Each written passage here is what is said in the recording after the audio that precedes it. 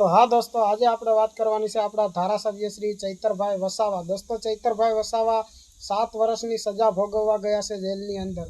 તો શા માટે અને શું ગુનો કર્યો છે દોસ્તો, આ વિડીયો પૂરો જોજો દોસ્તો. ચૈતરભાઈ વસાવા શું સાહેબ આવજો સાહેબ સાહેબ અહીંયા છું તમને સાહેબ हम तुम्हारे साथ સાથે हैं। चैतरभाई तुम आगे बढ़ो, हम तुम्हारे साथ। કે ચૈતરજી નિર્દોષ છે, એમની પર ખોટી રીતે આ એમને ફસાવવામાં આવી રહ્યા છે, એમને ટાર્ગેટ કરવામાં આવે છે. સમગ્ર ગુજરાતમાં જ્યારે અમે જિલ્લા પંચાયત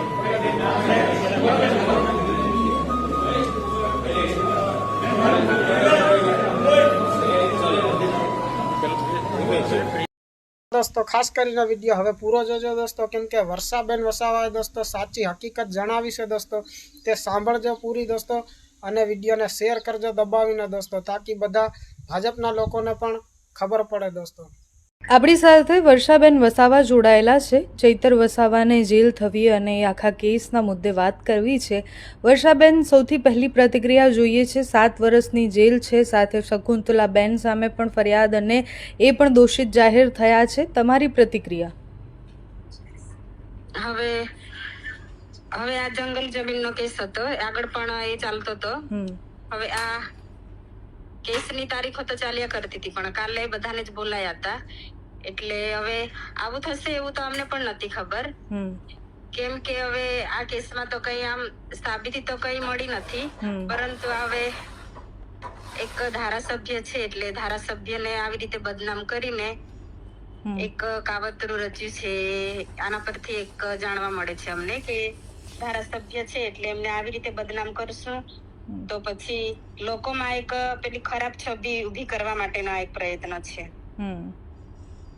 આની પહેલા પણ ચૈતરભાઈ પર અનેક કેસ થયેલા છે, એટલે 12 જેટલા કેસ તો ઓફિશિયલ આપણે જોઈએ તો ગણી શકાય એવા છે. આ સૌથી મોટો કેસ માનવામાં આવતો હતો અને 7 વર્ષની સજા, ધારાસભ્ય પદ પણ જઈ શકે છે એમનું. હવે આગળ પણ તે ઘણા કેસો કર્યા છે. હવે ના જેવી બાબતો હોય એમાં પણ નાની બાબતમાં હોય એમાં પણ આ કેસ કર્યા છે. એટલે આ કેસ તો ખાલી ગણાવે છે કે ધારાસભ્ય પર આટલા કેસ છે એવી રીતે, પણ એક ખોટી રીતે બદનામ કરવાનો છે. ભાજપમાં પણ કેટલા બધા ધારાસભ્ય હોય છે, તો કોઈ ધારાસભ્ય કોઈ દિવસ જેલમાં ગયા છે? આ વિપક્ષના ધારાસભ્ય છે એટલે વારે ઘડી એમને હેરાન કરવામાં આવે છે.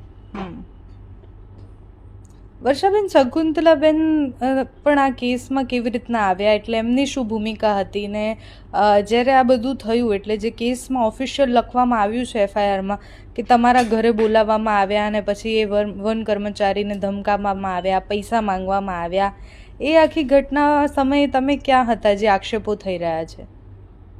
હું ઘરે જ હતી, પણ આવું બધું કશું અહીંયા થયું જ નથી. અને શકુંતલાબેન પણ ઘરે હતા.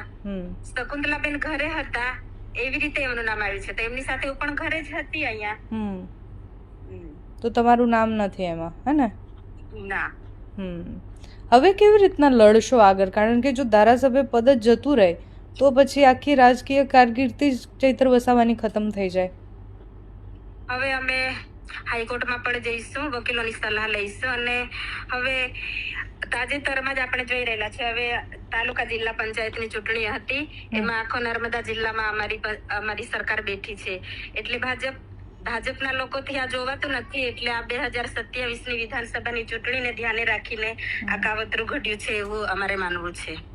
ચૈતર વસાવાને હમણાં રિસન્ટ કોઈ ઓફર મળી હોય ભારતીય જનતા પાર્ટીમાં આવવા માટે, કે કોઈ નેતાઓ સાથે ચૈતર વસાવાની મુલાકાત થઈ હોય આ વિષય પર? હવે એ બાબતે તો હું નથી જાણતી, હું ઘરે જ હતી એટલે. પણ ઘણી વખત એમને આવી રીતે હેરાન પરેશાન કરવામાં આવ્યા છે કે લોકપ્રિયતા વધારે છે, લોકો એમની સાથે ઘણા છે એટલે એમને તોડવા માટે આ બધા પ્રયત્નો ચાલે છે. એ બધું તો લોકો જાણ છે, એટલે એ બધું તો આંખ નજરે દેખાઈ રહેલું છે કે આ ભાજપ સરકાર એમને તોડવા માટે આ બધા પ્રયત્નો કરે છે.